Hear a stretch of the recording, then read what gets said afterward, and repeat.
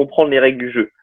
C'est-à-dire que quand on postule dans des écoles, quand on prétend à des emplois, etc., faut comprendre comment fonctionne le jeu, comment fonctionne le marché du travail, comment fonctionne l'entreprise, qu'est-ce que les recruteurs attendent. Donc avant de s'identifier soi-même, faut savoir qu'est-ce qu'ils attendent. Et en fonction de quelles sont les attentes, il faut réaliser un bilan, une introspection sur soi-même en fait. Qu'est-ce que moi j'ai en lien avec ce qu'ils attendent? Comment je peux combiner les projets que j'ai faits, les résultats que j'ai obtenus, mes cours, en lien avec ce que eux attendent. Il faut vraiment faire ces parallèles-là.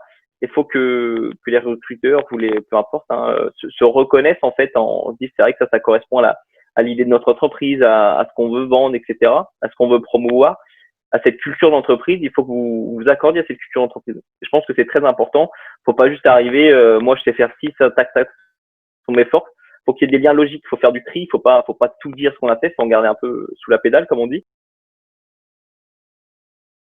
À l'instar de Pocket Confidence, donc moi, si j'avais eu l'opportunité il y a 2-3 ans à la sortie du lycée de l'utiliser, c'est des questions qu'ils posent en fait. C'est faire parce que souvent, très souvent, on fait des projets, mais on fait pas un bilan en fait de ce projet. Et c'est important à chaque fois qu'on fait un projet, qu'on évolue, par exemple dans l'apprentissage de langue. L'anglais est très demandé pour les écoles. Mon point de départ, mon objectif, faire un feedback, un petit bilan tous les mois, un petit bilan hebdomadaire, mensuel et annuel. Quelles ont été les évolutions? Et en fait, ça permet de mettre des mots sur comment on a réussi à passer de tel niveau à tel niveau. Et c'est ce qu'on attend dans une entreprise, dans le milieu du travail, quand on postule, de réussir à montrer une évolution, que ça soit clair, précis et qu'on montre qu'il y a eu du travail. J'ai toujours un dicton en tête, c'est on devient un expert quand on sait expliquer ce qu'on fait. Bah là, c'est la même chose quand vous prétendez à vouloir telle ou telle ambition. Faut que vous pouvez expliquer pourquoi et comment vous en êtes arrivé à pouvoir postuler à cette ambition, à pouvoir atteindre cette ambition. Faut mettre des choses sur l'expérience et faire un retour d'expérience. J'ai mené un projet, j'ai été meneur de projet. Et ben, on explique du début, comment ça s'est au début, les craintes, etc. Et comment on a évolué, comment on a progressé. Ce qui est toujours intéressant, c'est d'expliquer la progression. Si on arrive juste, tac, j'ai fait ci, ça, c'est pas spécialement intéressant. Et c'est là-dessus que Pocket Confidence est très novateur. C'est que, par exemple, il demande, moi j'aime bien les chiffres, il y a des questions sur, notez-vous vous-même sur une échelle de 0 à 5, 0 à 10, où en êtes-vous sur votre projet? Est-ce que vous avez fait les actions nécessaires pour aujourd'hui? Est-ce que vous avez fait une action pour atteindre votre objectif un peu plus près? Où en êtes-vous? Comment vous sentez-vous? Est-ce que vous sentez que vous touchez près du but, ou est-ce que vous êtes par exemple à 0 ou 1 et que vous êtes très loin et qu'il y a encore beaucoup de choses à faire? Et là, ça nous permet de faire des connexions dans notre cerveau, de nous dire ouais, c'est vrai que je suis loin encore. Et là, bam, question, comment je peux passer de 0 à 2, 3?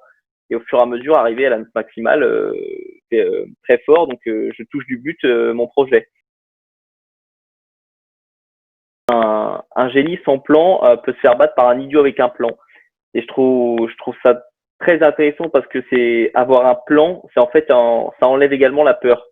C'est quand on sait ce qui va se passer, on peut pas être surpris. Bien sûr, il y a toujours des facteurs externes, mais on n'a pas de mauvaise surprise parce qu'on sait comment ça va se passer. C'est on le sait en fait. On sait que ça va arriver et puis finalement on fait tout pour que ça arrive et ça devient automatique. Tout ce qu'on fait, ça en rapport avec nos objectifs, notre ambition finalement. Et Ouais. par exemple, pour parler de ce que je te disais de précision, moi j'avais mis par exemple, j'aimerais bien travailler à l'étranger. Donc donc après que Pocket Confidence m'ait demandé quel domaine, etc. Où j'avais dit donc travailler à l'étranger. Et il m'a posé une question très intéressante, c'est que par exemple, moi je dis l'étranger, mais il m'a demandé où voulez-vous que ça se passe? Parce que l'étranger c'est très vague. Donc c'est toujours dans ce souci de précision. Clarifier notre réponse. Ouais, c'est vrai, beaucoup disent j'aimerais travailler à l'étranger, je veux pas travailler en France. Pourquoi, où, quel contexte? On se renseigne, ça nous amène à se renseigner sur la culture, sur le pays, comment fonctionne le travail là-bas. Et c'est toujours, ça nous amène, tac, tac, ça nous fait des liens, on se pose des nouvelles questions.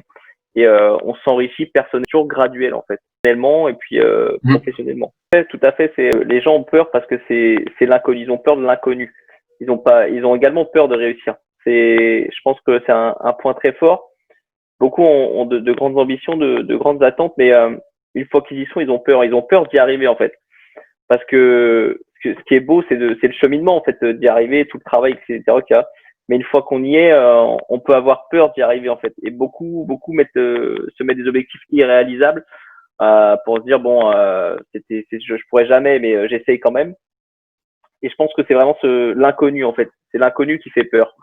Et une fois qu'on a désamorcé ça, qu'on sait où on met les pieds, bah, on n'a plus peur parce qu'on est sorti de notre zone de confort et en fait, la peur devient notre zone de confort. Et au final, on sait ce qu'on veut, on sait comment les atteindre. Il y a plus de surprise en fait. Il n'y a pas de Ouais. oh non, j'ai pas cette compétence, faut que je passe ce diplôme. Maintenant, on le sait, on est préparé et le cerveau s'habitue. On est D'accord. prêt. On lève du stress, on a plus peur de l'inconnu parce qu'on sait ce que c'est l'inconnu même. Même les obstacles, si les obstacles peuvent faire peur, on sait à quoi s'attendre. Et une fois que le cerveau sait à quoi s'attendre, il y a plus de raison d'avoir peur, de stresser. En fait, on est prêt, on sait ce qui nous attend. Bien sûr, au début, ça peut faire peur, mais après un, deux, trois, une semaine, un mois, on s'habitue en fait à vivre avec cette peur et ça devient un moteur